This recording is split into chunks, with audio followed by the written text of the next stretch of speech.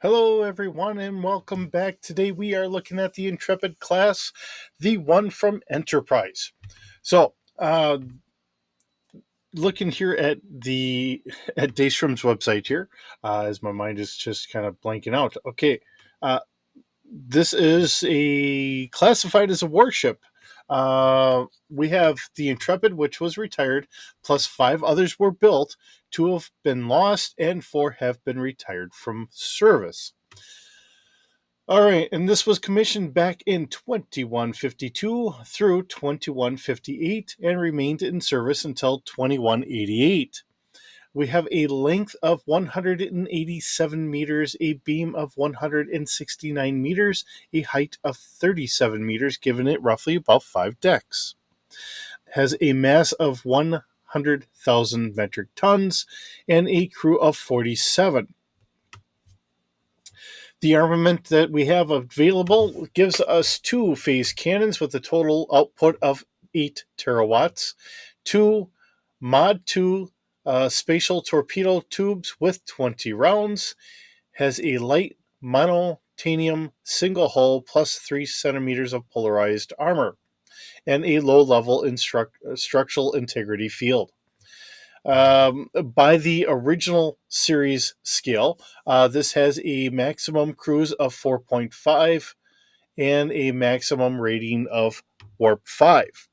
Let's see, beam firepower for everything that we do here on Daystrom. And keep in mind, the Galaxy class is a 1000, has a beam firepower of 0.16, torpedo firepower of 0.2. Weapon range and accuracy is a 10. Shield strength is none, seeing that it actually doesn't have shields. It has the polarized armor. Let's see, hull armor is 75.13, or 0.31, I'm sorry. Got dyslexic there for a second. Speed of 65 in combat maneuverability of 2000. Overall strength index is a 23, diplomatic capability is a 2, and expected hull life was for 30 years. We have a minor and standard refit being every year, and a major refit every 10 years. And then we do have a couple nice pictures here. And this is really a reimagined version of what the warp nacelles looked like, because originally we did not have any of the blue along the side. We got that later on, um, with Star Trek, not this early. Although it was nice that they did put the ball at the end of the warp nacelles, a nice throwback look, and it is fitting for that. Um, it's actually a pretty nice looking ship, all in all. I'm not going to bash the ship. It is a nice looking ship. I have yet to watch all of Enterprise. I've picked it up and I've watched some of it, but I have not watched all of it. I do. I've when it was aired, I've caught enough here and there to know where the series was kind of going. Not entirely. So as far as that goes, I will never say I'm an expert at it. And even with all the other series, I mean, I've watched the movies, God only knows how many times, but there's still things that occasionally I forget that had happened, or sometimes I just didn't realize that it was there. So, with that being said, let's get into the D6 stats for this. So, looking at the stats that we have here from the D6 Holocron, the Intrepid is considered a light cruiser, capital scale at 198 meters long. It's a size 5 starship. Now, this is where we start getting some discrepancies here. We do have a crew capacity of 75 with a skeleton crew of 8 being able to manage the ship with a plus 10, compared to, I believe it was 47 from Daystrom's website. We do have the availability for 4 passengers, a cargo capacity of 7,000 metric tons, and enough consumables for about a year. Let's see, we have a warp speed of warp 1.5 for our standard cruise, a 2 for our max, and a warp 2.8 for the max rating. So there's quite a discrepancy there. We have a nav computer, of course. Maneuverability is 0D plus 2, which kind of makes some sense to me. And I'm going to throw it out here in this regard. In the original series, because all the thrust was going out the back of uh, the warp nacelles, yes, we did have the impulse engines. We do talk about maneuvering thrusters, which does make that a little bit more. I just don't know how well that all works in conjunction for actual maneuverability on an older class vessel like this.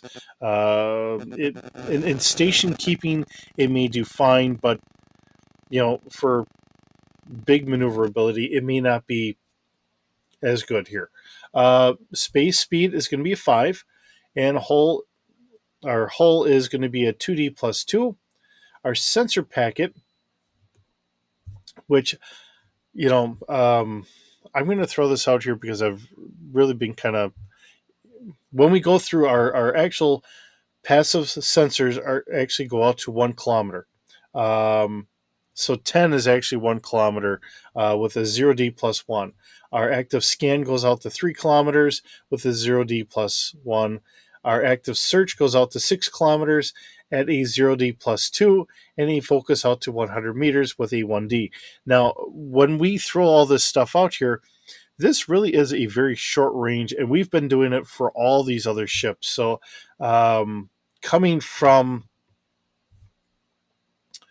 um, all of these coming from the D6 holocron, I think it is, as far as the Star Trek scanning distances, because I mean, how many times have we seen in the original series where they are scanning people? They can see where everyone is, what's going on, and they're in station keeping, so they're actually, I'll say, roughly about the same height as, see, our International Space Station, which I looked that up, oddly enough, yesterday. So that's about 400 kilometers. So really, our scanning ranges are way off from where they should be.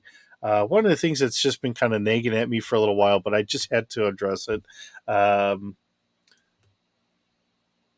I may have to change some of these things, and this is all good for running it in a Star Trek universe, but if you guys listen to me long enough, I want to put everything into one giant universe.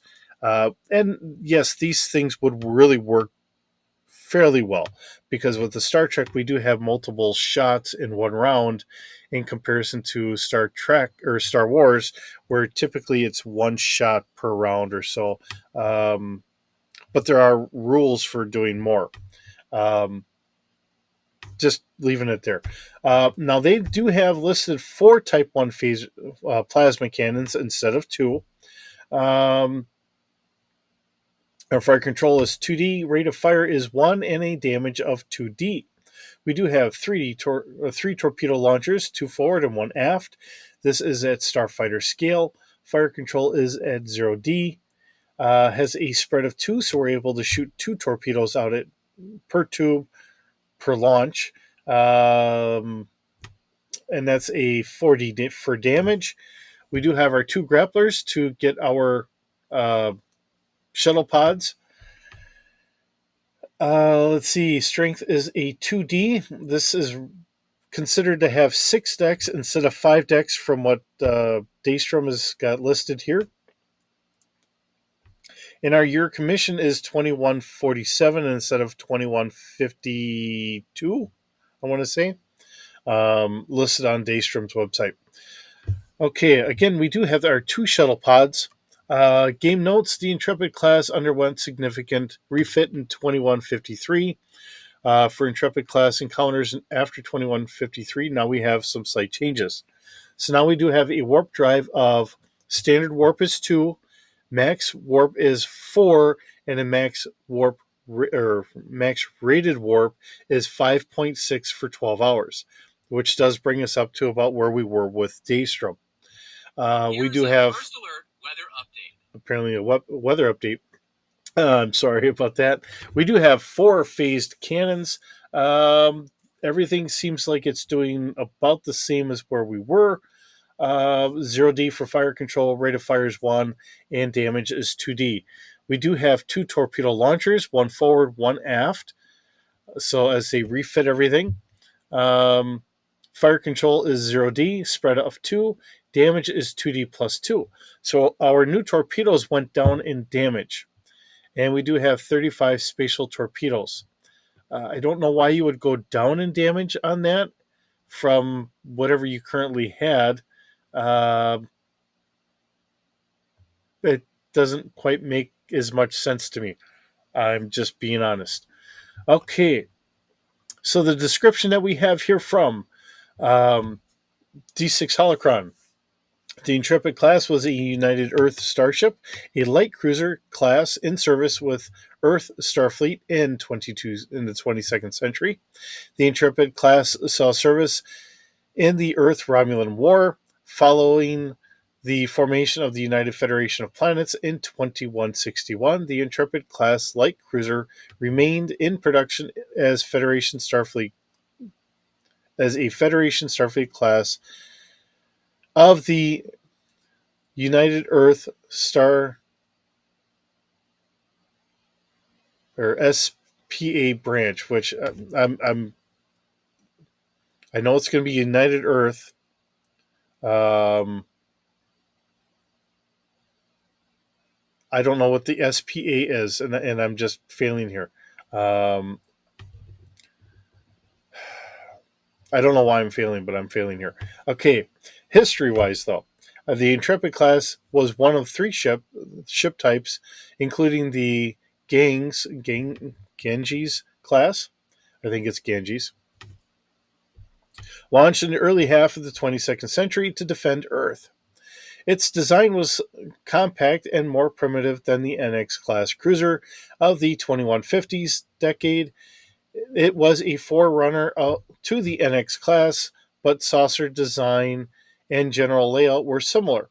The Intrepid class was intended as a backup in case the Warp 5 engine program had been a failure and the NX class components needed to be repurposed. But after Enterprise's success, Starfleet saw no reason to let their work go to waste, so the class's lead ship, SS Intrepid, was commissioned by 2153 under the command of Captain Carlos Ramirez. In 2150s, the primary mission was to form the space defense of the Sol system and United Earth's extrasolar colonies on Alpha Centauri, um, Den, Deneva, Terra Nova, and Vega. In 2155, during the Earth Romulan War, Prime Minister Nathan Samuels decided to shut down production of both the Intrepid and NX class in favor of the Daedalus class. This change was implemented because Starfleet could only build one NX class vessel for every 2 Intrepid class vessels and every 3 Daedalus class vessels, making it more efficient to build the Daedalus class vessels. After the Earth Romulan War and the formation of the Federation, the production of the Intrepid class had been resumed and existing ships underwent refits.